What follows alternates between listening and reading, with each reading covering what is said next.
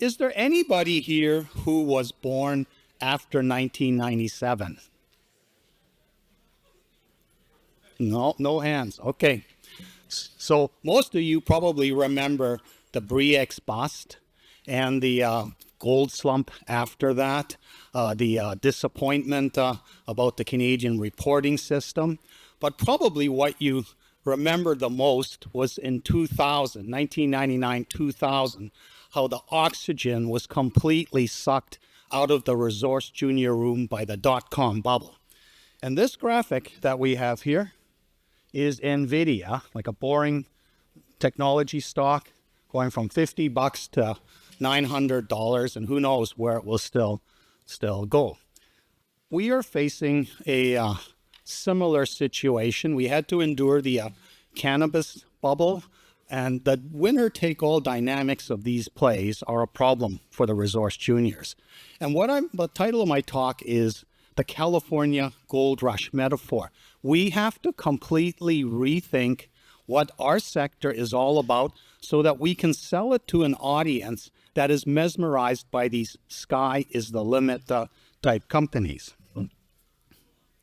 So the loss of confidence created by Bre-X was solved by the introduction of 43101 reporting standards, which provides a lot of information now to help people quantify resource companies better. Now, the central banks are no longer liquidating gold. They're not buying it in huge quantities, but they're no longer dumping it and depressing the gold price as they did when the UK decided to liquidate its holdings. Now, the winner-take-all valuation dynamic of dot-com startups, it was repeated with the cannabis bubble, and it's going to happen now with the AI startup dream that is just getting going. So the problem that the juniors have, which is that the value of a mine is the net present value of the future cash flows of the life of the mine, it creates a physical upside limit for as high as a stock can get. And that's not going away. And everybody knows that, for example, Canalaska, one of the companies here, its upside limit is probably $35. Now, 60 cents to $35 is pretty good, but people can quantify the upside limit. And in the past 20 years, I've developed a rational speculation model, which enables me to price a stock based on the story that's emerging. And everybody should make an effort to understand this, because with momentum gambling in these startups and Bitcoin, you don't need to know anything. You just need to believe that the trend is going to stay your friend forever. And in 2016, probably my best pick ever, not in terms of how high the stock went, was Arizona Mining when it was 35, 50 cents, and had it published enough information for me to quantify the size of the prize and actually say what this could end up being worth. And within 2 years, it actually did that as it went through the steps of discovery, delineation, economic studies, and was bought out for $2 billion by South 32. This is how we need to approach these stocks today. Now, a good way to make this comparison between the winner-take-all AI startups that are coming is to compare them to the 49ers. Thousands of them came to San Francisco and then went to the American River to pan for gold, each one of which could have become fabulous wealthy. Only a few actually did. But the ones who made consistent money were the outfitters who sold a shovel and pick to every 49er that passed through San Francisco.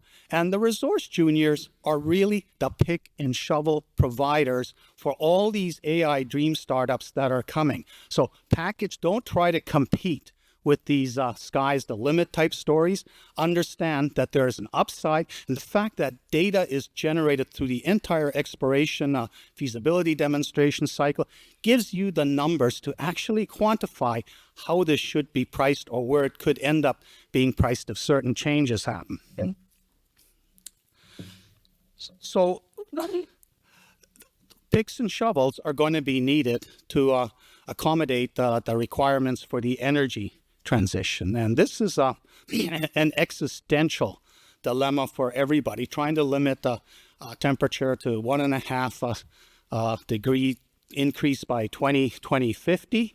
And the IEA has done numbers as to just to meet the goals for 2030, how much more of certain metals that go into energy transition technologies are required. And we have a staggering 600% increase requirement for lithium and a 50% increase for copper. And this is above and beyond what you can expect the ordinary macroeconomy to require over the next 6 years. Now, this should be really bullish for resource juniors, but it isn't. And there's a reason. I'm a boomer, pushing 65. Trump is the oldest boomer out there at 78. Most of us probably will not live to find out how bad things really got by 2050, or even if whatever we sacrifice now makes a difference. So we don't give a damn. We don't want to sacrifice and have more expensive technologies and higher energy costs to transition away from cheap fossil fuels. We drag our heels. We grumble about the deficits and so on. So this is a big problem. But the AI dream may change that. What if it's possible that I will be able to live, to 90 and beyond, and actually have quality of life as a result of all these new molecules, inorganic and organic materials that AI is starting to generate by crunching reams and reams of data, and they prioritize the ones that have the highest chance of becoming reality. This is what could capture my imagination because these AI dreams could generate results that make a material difference to us boomer generation people. So there's a good reason not to share this end-timer fatalism that seems to be affecting everybody. And so supporting all the resource juniors, the pick and shovel providers for the AI dream startups that are happening, that's going to be essential. And what's it going to take? Apparently, a lot more electricity than is currently generating capacity exists. So this is just getting started. And Elon Musk is even on record as saying, oh, we're going to be past what we have very, very shortly. So there's going to be a huge drive to expand energy production capacity around the world. And that's going to require the pick and shovel providers, the raw materials that the juniors find. And also, you notice that the International Energy Agency includes cryptocurrencies as using a lot of electricity. This is a big problem. We have the climate getting hotter. Air conditioning demand on electricity is going to keep rising. So between the AI data centers and the air conditioning requirements, are the crypto miners going to be allowed to exist? Probably not.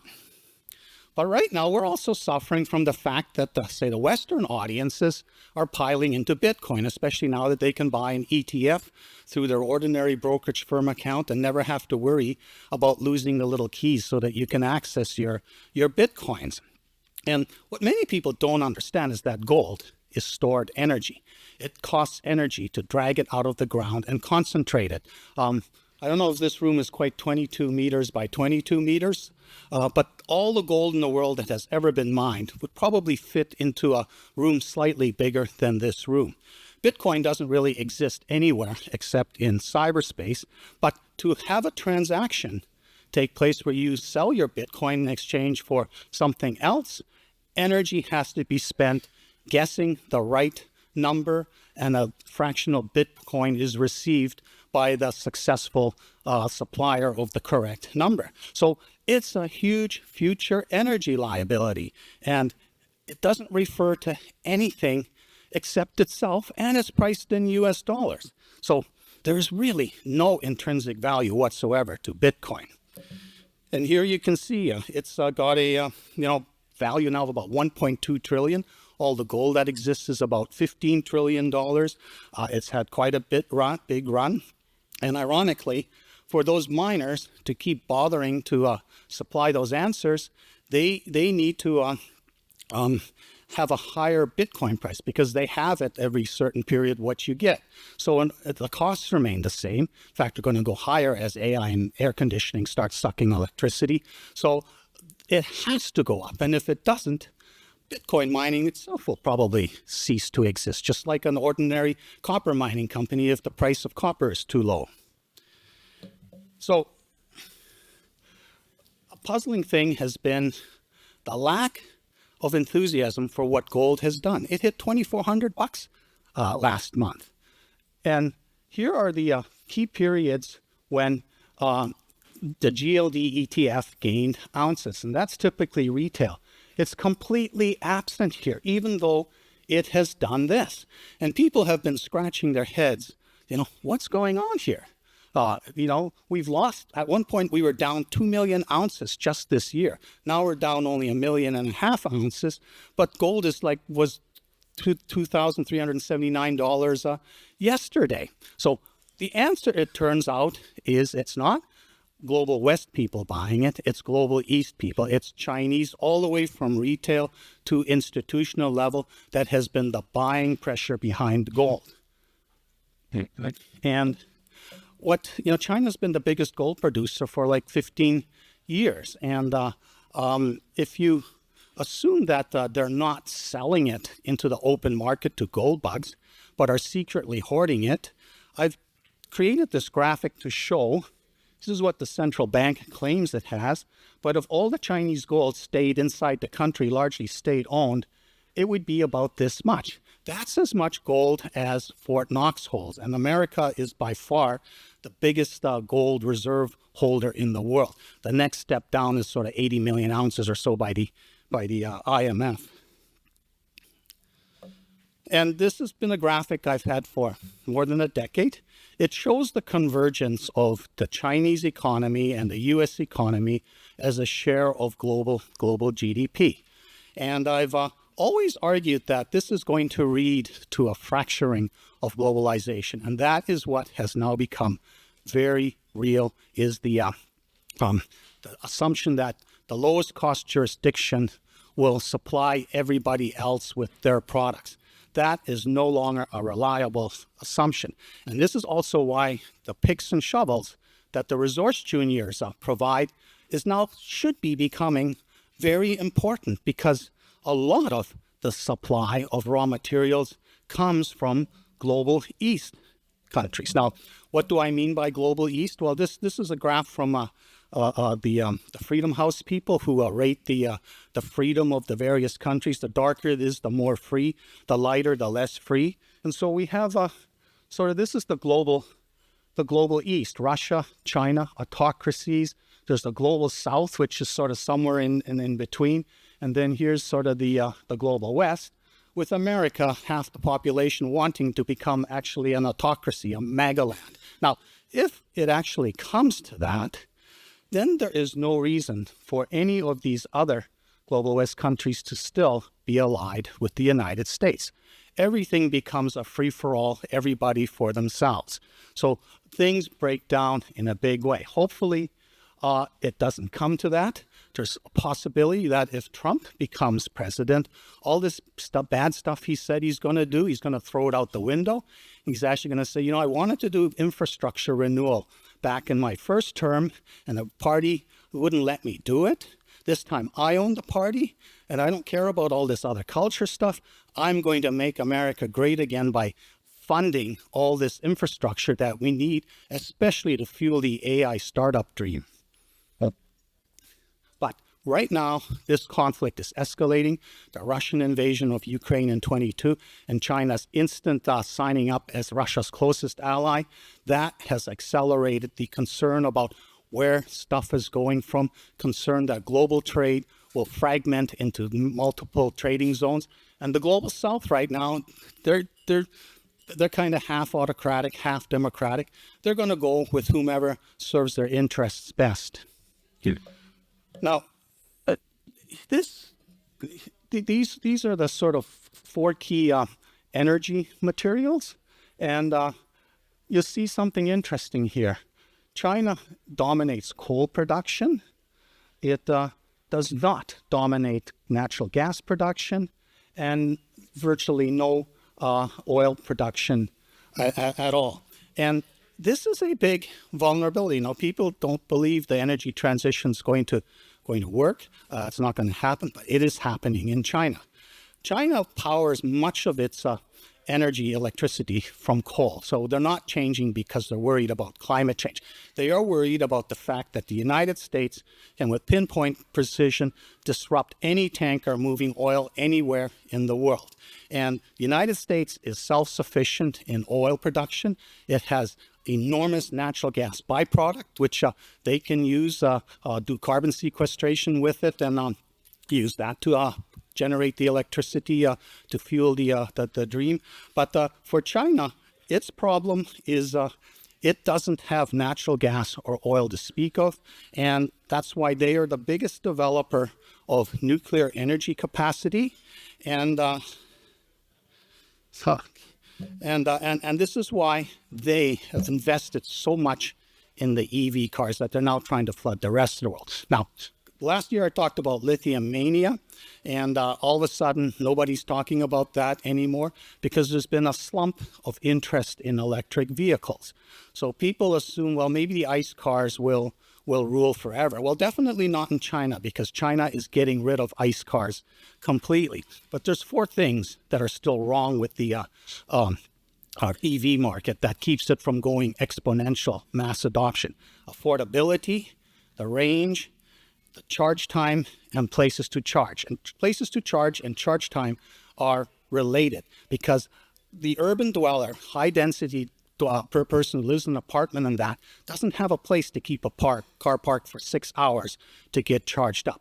They will buy an EV when it is cheap, when it can do 600 kilometers on a 10-minute charge, and all the gasoline stations retrofit their pumps to be able to give a 10-minute charge to a car everywhere. And that really can't happen until 2030 because the technologies needed for that are still in development. And that was the big thing in the past year, was Toyota coming out and claiming that it has solved the solid state lithium ion battery problem, and that they'll have a high-end car out by 2027, and probably Camrys and Corolla type cars that get 1,200 kilometers on a 10-minute charge by 2030.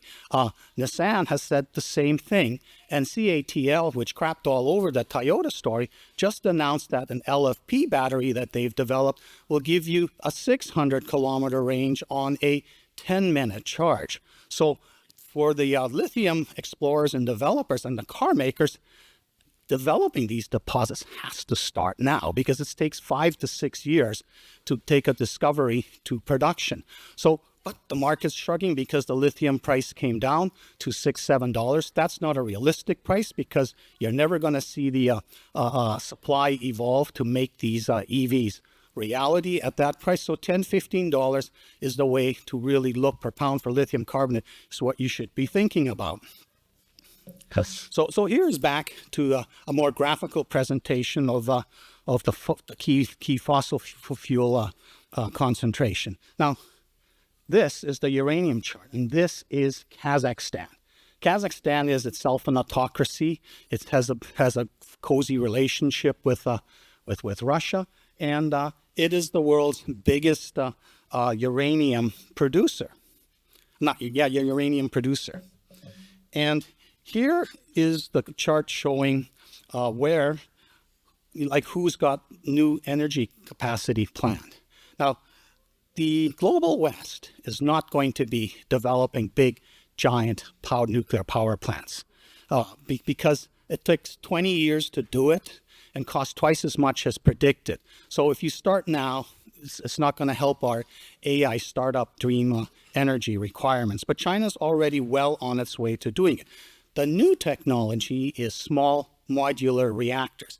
The Chinese and Russians have already certified them and are building. These are smaller, much more compact, and all these AI data centers are now looking at, building a big warehouse in some remote location and setting up their own private SMR nuclear energy supply.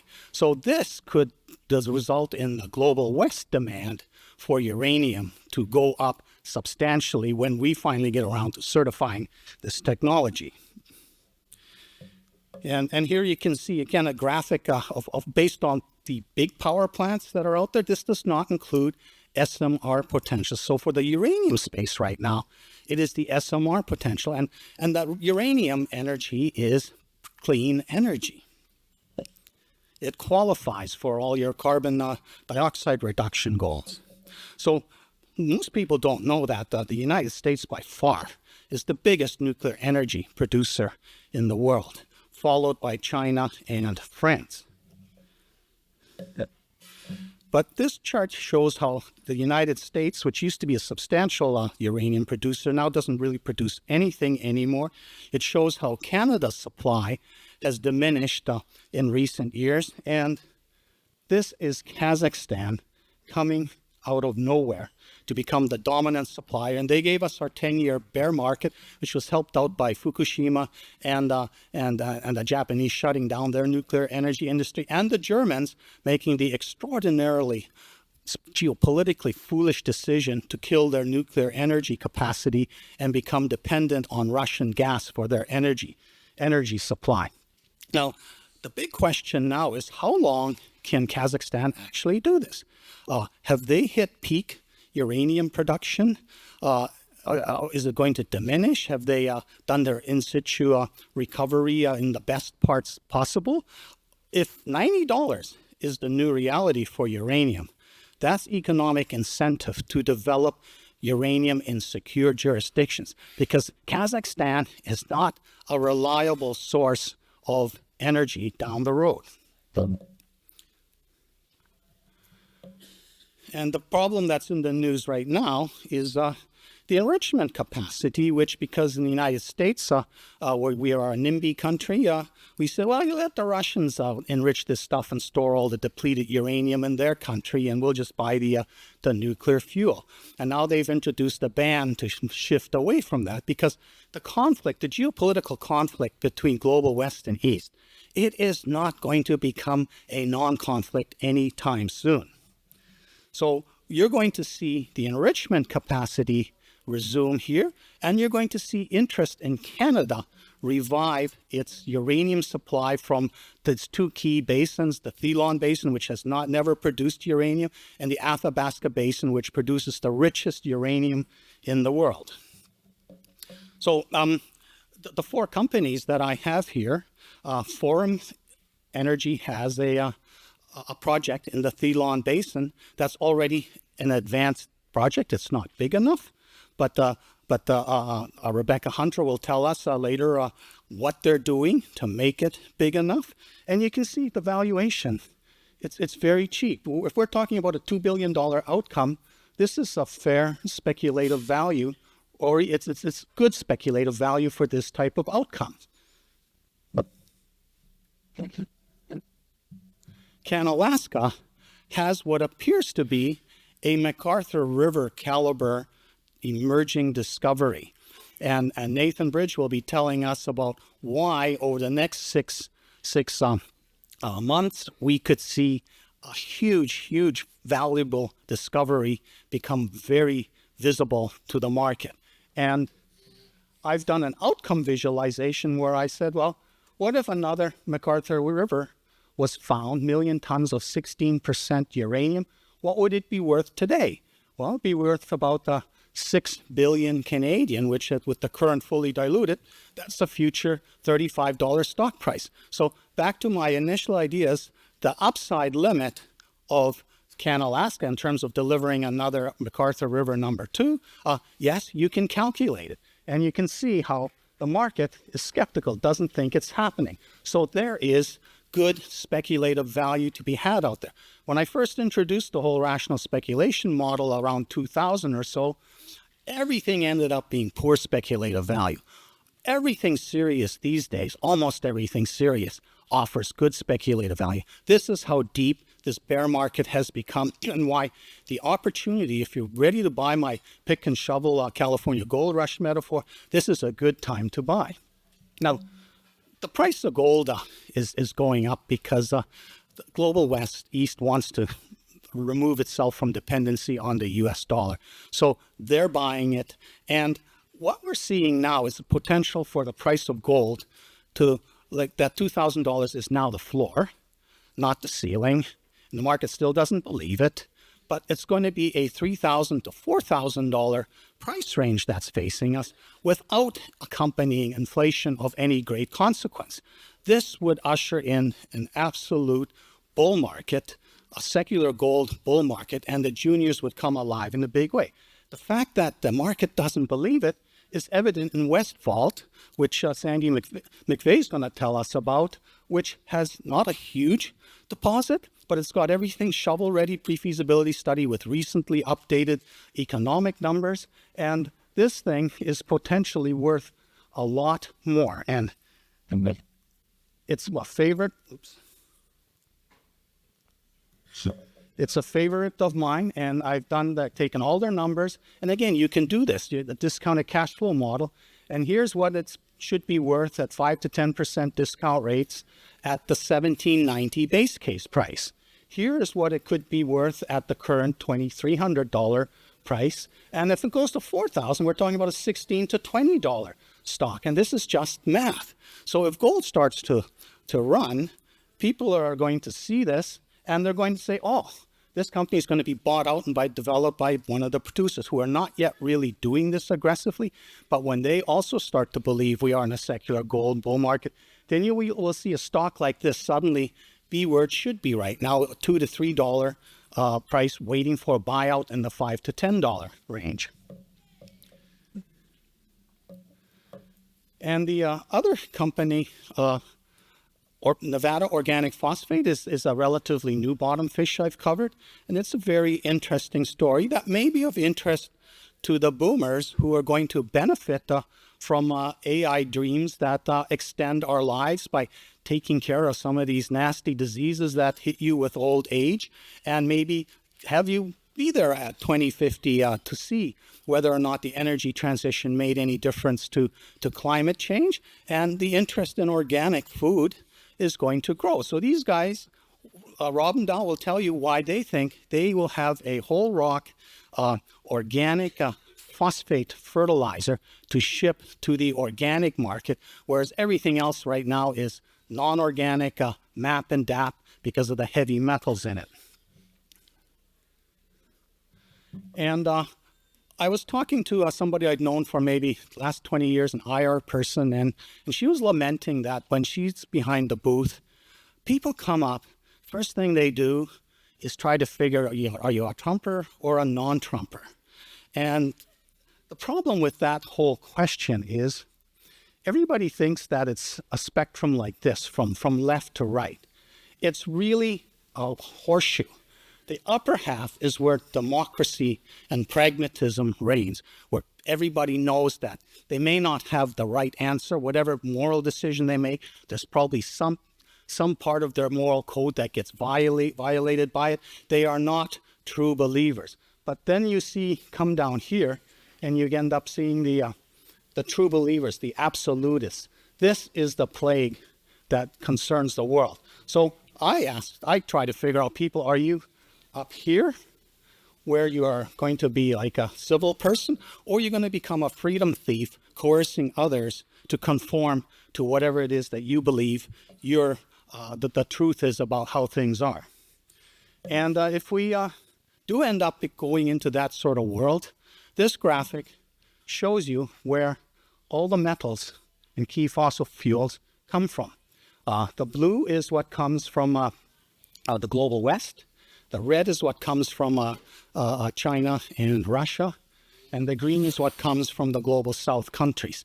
And if this stops being available to us, we have a serious problem. And there could happen something. Maybe Putin does do a tactical nuclear event in Ukraine that changes everything. And then you will see this anxiety pulse go through everything and says, we need to get our own pick and shovels operating, find new deposits. And that's why I think we are actually on the threshold of a huge revival for the resource juniors, because they are the most flexible to find these deposits and get them ready for the big guys to develop. Thank you. And by the way, at the next year, the rate for Kaiser Research Online is going to $200 a month.